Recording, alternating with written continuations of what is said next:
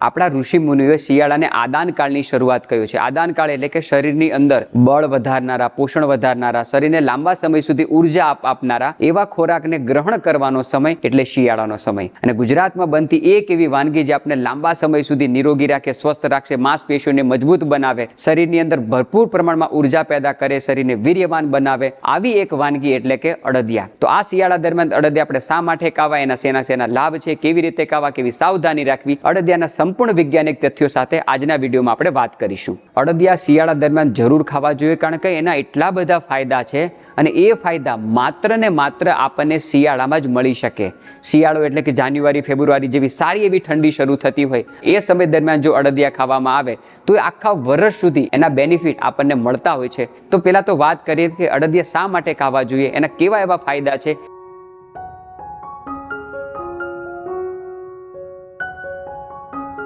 પ્રથમ એ બલ્ય છે, એટલે કે બળ વધારનારા છે। શિયાળા દરમિયાન આપણી પાચન શક્તિ ખૂબ સારી હોય છે અને એ સમય દરમિયાન જો અડદિયા ખાવામાં આવે તો એ આખા વર્ષ સુધી આપણા શરીરની અંદર ઉર્જા પ્રદાન કરનારા હોય છે। એ બળવર્ધક હોવાના કારણે શિયાળા દરમિયાન અડદિયા આપણે જરૂર ખાવા જોઈએ। એ તમામ પ્રકારના વાયુના રોગને નાશ કરનારા છે। આપણા ઋષિમુનિએ વાયુને કારણે થતા રોગોનું જે લિસ્ટ છે એમાં 80 પ્રકારના રોગો લખ્યા છે। તો એ બધા રોગોથી બચવું હોય તો શિયાળા દરમિયાન અડદિયા અચૂક ખાવા જોઈએ। વર્તમાન સમયમાં ગુજરાતની અંદર સાંધાના દુખાવા ખૂબ વિપુલ પ્રમાણમાં વધ્યા છે। તમે ડૉક્ટર પાસે જાઓ તો કહે છે કે સાંધાની અંદર ગેપ થઈ ગયો છે, લિગામેન્ટ ઘસાઈ ગયા છે અને ખાસ કરીને સાંધા એટલા બધા ડ્રાય થઈ ગયા છે અને એના ઘસારાના કારણે અસહ્ય પીડા અનુભવતા હોય અને મોંઘા ઓપરેશનો કરાવવા પડતા હોય છે। આવું ના થાય એટલા માટે આપણા પૂર્વજો, આપણા ઋષિ મુનિઓ આપણને એક વસ્તુ કહીને ગયા કે શિયાળા દરમિયાન અડદિયા જરૂર ખાવા જોઈએ। અડદિયાની અંદર વપરાતો મેન એનું ઇન્ગ્રેડિયન્ટ એટલે કે અડદનો લોટ એ આપણા શરીરની અંદર નેચરલી લ્યુબ્રિકન્ટ રાખવા માટે ખૂબ મદદરૂપ થાય છે। તો આપણા જે કંઈ સાંધા છે, તમામ સાંધાઓની અંદર ઈશ્વરે નેચરલી લિપિડ એટલે કે એક ચિકાસ મૂકી છે અને એ દર શિયાળા દરમિયાન આપણે અડદિયા ખાઈએ તો એને નરિશમેન્ટ મળે અને એ ચિકાસની અંદર વધારો થાય, જેના કારણે આપણે લાંબા સમય સુધી ગોઠણના દુખાવા, કમરના દુખાવા, સાંધાના દુખાવા, આવા ખંભાના દુખાવાથી બચી શકીએ। આવું ના થાય એટલા માટે શિયાળાની ઋતુ દરમિયાન અડદિયા અચૂક ખાવા જોઈએ। જે લોકો ખૂબ પતલા શરીરવાળા છે, થોડું પણ શ્રમ કરીને થાકી જાય છે, આવા લોકો માટે અડદિયા વરદાન રૂપ છે। શરીરની અંદર દુર્બળતા દૂર કરવા માટે અડદિયા એક શ્રેષ્ઠ ટોનિક છે। આ ઋતુ દરમિયાન આપણી જઠરાગ્નિ સારી એવી પ્રજ્વલિત થયેલી હોય છે અને એ ઋતુ દરમિયાન જો અડદિયા ખાવામાં આવે તો જે લોકો ખૂબ શારીરિક શ્રમ કરતા હોય, થોડું પણ કામ કરીને થાકી જતા હોય, શરીર ખૂબ પતલું રહેતું હોય, શરીર અંદર ખૂબ વીકનેસ રહેતી હોય, આવા લોકોએ પોતાના શરીરમાં બળ વધારવા માટે શિયાળા દરમિયાન અડદિયા અચૂક ખાવા જોઈએ। જાન્યુઆરી અને ફેબ્રુઆરી એટલે કે હેમંત ઋતુ પૂરી થાય અને શિશિર ઋતુની શરૂઆત થાય। શિશિર એટલે થોડી ઠંડી નહીં પરંતુ વિપુલ પ્રમાણમાં ઠંડી પડે અને શરીરની અંદર નેચરલી ઉષ્ણતા પ્રદાન કરવા માટે અડદિયા શ્રેષ્ઠ વિકલ્પ છે। બહાર તો ખૂબ ઠંડીવાળું વાતાવરણ હોય છે અને એ ઠંડી આપણા શરીરને નુકસાન ન કરે એટલા માટે આપણા શરીરનું આંતરિક વાતાવરણ ઉર્જાવાળું બની રહે એટલા માટે શિયાળાની ઋતુમાં અડદિયા અચૂક ખાવા જોઈએ। જે કોઈ લોકો પોતાના શરીરની અંદર હિમોગ્લોબિન વધારવા ઈચ્છતા હોય તેવા લોકો માટે અડદિયા વરદાન રૂપ છે। આપણા ઋષિ મુનિએ જે કંઈ આપણે ખોરાક ખાઈએ છીએ તેને 7 ધાતુમાં ડિવાઈડ કરી છે: રસ, રક્ત, માંસ, મજ્જા, મેદ, અસ્થિ, શુક્ર। તો શરીરની અંદર ઉત્તમ ગુણવત્તાનું માંસ બને, શરીરની અંદર ઉત્તમ ગુણવત્તાનું વીર્ય બને, શરીરની અંદર ઉત્તમ ગુણવત્તાનું હિમોગ્લોબિન બને એટલા માટે શિયાળાની ઋતુ દરમિયાન અડદિયા અચૂક ખાવા જોઈએ। અડદિયાની અંદર વપરાતી અડદની દાળ જે છે તે સ્વભાવે ઉષ્ણ છે। તો જે કોઈ લોકોને વારે શરદી થતી હોય, કફ થતો હોય, વારે જે લોકોને સાઇનસની પ્રોબ્લેમ રહેતી હોય, આવા લોકોએ શરદી, ઉધરસ, કફથી બચવા માટે અડદિયા અચૂક ખાવા જોઈએ। યાદ રાખવું કે આપણા ઘરમાં 14 વર્ષથી નાના જે કોઈ બાળકો છે એ લોકો કફ દોષથી પીડિત હોય છે અને શિયાળા દરમિયાન જોઈને થોડી માત્રામાં અડદિયા ખવડાવવામાં આવે તો એ લોકો શરદી, ઉધરસ, કફ સંબંધિત સમસ્યાઓથી બચી શકે છે। જે કોઈ લોકો પોતાના શરીરને સુડોળ બનાવવા ઈચ્છતા હોય, છાતીનો ભાગ ફૂલેલો હોય, ખભા વ્યવસ્થિત હોય, માંસપેશીઓ બિલકુલ મજબૂત રહે, એવા લોકોએ અડદિયા આ ઋતુ દરમિયાન જરૂર ખાવા જોઈએ। શિયાળાના 2 મહિના જો અડદિયા બનાવીને ખાવામાં આવે તો માંસપેશીને મજબૂત બનાવે છે, સાથે આપણી તમામ માંસપેશીને ખૂબ ફ્લેક્સિબલ બનાવે છે। કારણ કે અડદનો એક ગુણ બીજો છે સ્નિગ્ધ, એ ચિકાસ પ્રદાન કરનારું છે। વર્તમાન સમયમાં આપણા શરીરની અંદર ઇન્ટરનલ ડ્રાયનેસ ખૂબ વધવા લાગી છે, એના કારણે શરીરની જે નેચરલ ફ્લેક્સિબિલિટી હોવી જોઈએ એ ગુમાવવા લાગ્યા છે। નાના બાળકો સ્કૂલની અંદર જ્યારે પીટીનો ક્લાસ આવે, એક્સરસાઇઝ કરવામાં આવે, વ્યાયામ કરવામાં આવે, સૂર્ય નમસ્કાર કરવામાં આવે ત્યારે એ લોકોનું શરીર સારી રીતે વળી પણ શકતું નથી। આપણા ગુજરાતના લોકો મેન્ટલી રીતે ખૂબ હોશિયાર હોય છે, પરંતુ જ્યારે યુપીએસસી, જીપીએસસી, એથ્લેટિક્સ જેવી પરીક્ષાઓ, સ્પોર્ટ ક્ષેત્રે જ્યારે એક્ઝામ આપવા જાય છે ત્યારે ફિઝિકલી આપણે બીજા રાજ્યોની કમ્પેરિઝનમાં આપણે પાછળ રહી જઈએ છીએ, કારણ કે આપણા શરીરની અંદર ઇન્ટરનલ જે લ્યુબ્રિકન્ટ હોય છે એ ઘટવા લાગ્યું અને ડ્રાયનેસ વધવા લાગી. તો આપણે જો ઈચ્છતા હોય કે શરીર બિલકુલ ફ્લેક્સિબલ રહે, માંસપેશી બિલકુલ લચીલી રહે, શરીર ઉર્જાવાન બને, સારી રીતે રનિંગ કરી શકીએ, સારા આસન કરી શકીએ, સારો વ્યાયામ કરી શકીએ, સારી રીતે એક્સરસાઇઝ કરી શકીએ, સારી રીતે સૂર્ય નમસ્કાર કરી શકીએ, એટલે કે ઇન્ટરનલ આપણી જે ડ્રાયનેસ છે એ દૂર થાય અને માંસપેશી બિલકુલ લચીલી રહે, શરીર અંદરથી બિલકુલ ફ્લેક્સિબલ રહે. જો આવું આપણે ઈચ્છતા હોઈએ તો શિયાળાની ઋતુ દરમિયાન અડદિયા અચૂક ખાવા જોઈએ. અને સૌથી મહત્વનો ફાયદો, અડદિયા શુક્રવર્ધક છે. વર્તમાન સમયની અંદર ગુજરાતના યુવાનોની અંદર શુક્ર ધાતુઓની વિકૃતિ ખૂબ સર્જાય છે. શુક્રની જે કંઈ ગુણવત્તા હોવી જોઈએ, વીર્યની જે કંઈ ગુણવત્તા હોવી જોઈએ, જે કંઈ કન્ડિશનની એના સારા એવા ગુણ હોવા જોઈએ, સ્પમની જે કંઈ કાઉન્ટિંગ હોવા જોઈએ, એ તમામ ક્ષેત્રે આપણે ધીરે ધીરે હવે અધોગતિ તરફ વળ્યા છે. તો આપણા પૂર્વજો જેવા વીર્યવાન હતા, આપણા ઋષિમુનિઓ જેવા બળવર્ધક હતા, તો આપણા શરીરની અંદર પણ વીર્યની ગુણવત્તા જળવાઈ રહે, શુક્રાણુની ઉણપ ન સર્જાય, આવી તમામ સમસ્યાઓને દૂર કરવા માટે શિયાળા દરમિયાન અડદિયા અચૂક ખાવા જોઈએ. આટલા બધા એના ફાયદા હતા, એટલા માટે આપણે ગુજરાતીમાં એક કહેવત હતી, અડદ બનાવે મરદ. અને અડદિયા એક એવી વસ્તુ છે જે માત્ર ને માત્ર જાન્યુઆરી ફેબ્રુઆરી જેવા અતિ શીતકાલીન સમયમાં જ આપણે ખાઈ શકીએ. એને ગમે ત્યારે તમે નહીં ખાઈ શકો. તો જાન્યુઆરી ફેબ્રુઆરી જ્યારે નજીક આવી છે, શીશી ઋતુની શરૂઆત થઈ છે, ઠંડી ખૂબ વધવા લાગી છે, ત્યારે આ 2 મહિના જો આપણે અડદિયા ખાશું તો એના આટલા બધા લાભથી આપણે વંચિત નહીં રહી જઈએ. તો અડદિયા જરૂર ખાવા જોઈએ, પરંતુ થોડી વાર ઊભા રહો. એના બહુ બધા ફાયદા છે, પરંતુ આપણી નાની નાની ભૂલોને કારણે અડદિયાની અંદર રહેલા આ ગુણ આપણને મળતા નથી. તો આપણે કેવી કેવી નાની ભૂલો કરીએ છીએ એની પણ વાત કરીએ.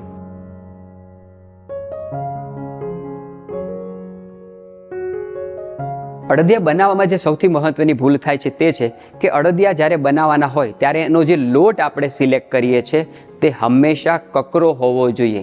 બારીક અડદની દાળથી બનેલા અડદિયા ક્યારેય પણ ખાવા ન જોઈએ, કારણ કે એનો એક માઇનસ ગુણ પણ છે, જેને આયુર્વેદની ભાષામાં, સંસ્કૃતની અંદર અભિસંધિ કહેવામાં આવે છે.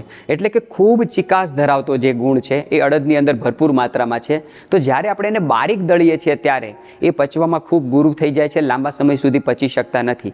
તો અડદિયા જ્યારે બનાવવાના હોય ત્યારે એવો લોટ આપણે દળાવીએ કે સામાન્ય રીતે કકરો રહે અને પછી જ આપણે એના અડદિયા બનાવવા જોઈએ. બીજી સૌથી મહત્વની ભૂલ, અડદિયાને અંદર એ સારી રીતે પાચન થઈ શકે, વત્તા એનો જે બીજો ગુણ છે ઉષ્ણ, એ ખૂબ ગરમ છે. એ ગરમ ગુણ જે છે એ આપણને નુકસાન ન કરે એટલા માટે આપણે અડદિયાની અંદર વિપુલ પ્રમાણમાં ઘી નાખીએ છીએ. તો શું કરવું જોઈએ? જ્યારે પણ અડદિયા બનાવીએ ત્યારે અડદના દાળની કમ્પેરિઝનની અંદર માનો કે 1 કિલો અડદિયા છે તો એ તેની સામે કમસે કમ 600 થી 700 ગ્રામ જેટલું ઘી લેવું જોઈએ.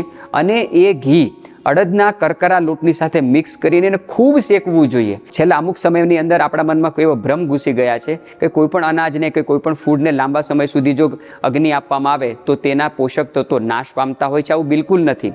અડદનો કકરો લોટ જ્યારે એ ઘી સાથે મિક્સ થાય છે અને તમે લાંબા સમય સુધી શેકો છો ત્યારે એના પ્રત્યેક કણની અંદર સ્નિગ્ધતા વધે છે, ઘી એના અંતિમ કણ સુધી જાય છે અને આવી રીતે બનાવેલા અડદિયા સારી રીતે પાચન થઈ શકે છે અને એનો ઉષ્ણ ગુણ જે છે એ આપણને નડતો નથી.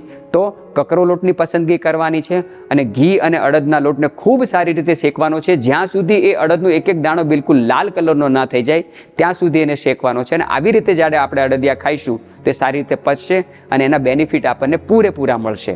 બીજી આપણે ભૂલ શું કરીએ છીએ? અડદિયા તો ખાઈએ છીએ પરંતુ સાથે સાથે ચા અને ભાખરી આપણે છોડી શકતા નથી. અડદિયા તો ખાઈએ છીએ પરંતુ તેની સાથે બીજી પણ વાનગી મિક્સ કરીને ખાઈએ છીએ. અડદિયા તો ખાઈએ છીએ પરંતુ સાથે ચવાણું તો જોઈએ જ, ખાલી ગળ્યું ના ફાવે, થોડું નમકીન તો જોઈએ જ. આ બધા જે આપણા ભ્રમ છે, આ બધી જે આપણી માન્યતાઓ છે એને બિલકુલ દૂર કરીએ. અડદિયા જ્યારે ખાવા હોય ત્યારે યાદ રાખીએ, અડદ એ દાળની રાજા છે અને એક મ્યાનની અંદર 2 તલવાર નહીં રહી શકે. તો અડદિયાનો પૂરેપૂરો બેનિફિટ લેવો હોય ત્યારે અડદિયા જ્યારે ખાઈએ ત્યારે એની સાથે કશું જ ખાવાનું નથી. સવારના નાસ્તાની અંદર સમય નિશ્ચિત કરીએ કે આજે આપણે ખાલી અડદિયા જ ખાવા છે, એની સાથે બિલકુલ કશું જ ખાવું નથી. અને આવી રીતે અડદિયા આપણે ખાઈશું ત્યારે એની સાથે બીજું કોઈ અન્ન, બીજું કોઈ ફૂડ જ્યારે મિક્સ ન થાય ત્યારે પ્રોપર રીતે એનું પાચન થાય છે. સંપૂર્ણ પાચક રસ જે શરીરમાં બનેલો છે એ માત્ર ને માત્ર અડદિયાને જ મળે છે અને આવી રીતે અડદિયાનું પાચન થાય ત્યારે એ શ્રેષ્ઠ ગુણવત્તાનું વીર્ય બનાવે છે, એ શ્રેષ્ઠ ગુણવત્તાનું રક્ત બનાવે છે, એ શ્રેષ્ઠ ગુણવત્તાનું શરીરની અંદર લ્યુબ્રિકન્ટ પેદા કરે છે. અને આવા એના ગુણ જ્યારે મળે ત્યારે લાંબા સમય સુધી એ આપણા શરીરને ઉર્જાવાન બનાવે છે. બીજું, અડદિયા જ્યારે ખાઈએ ત્યારે એવો સમય નિશ્ચિત કરીએ કે સંભવ હોય ત્યાં સુધી સવારના નાસ્તામાં કે બપોર સુધીમાં ખાઈ લઈએ.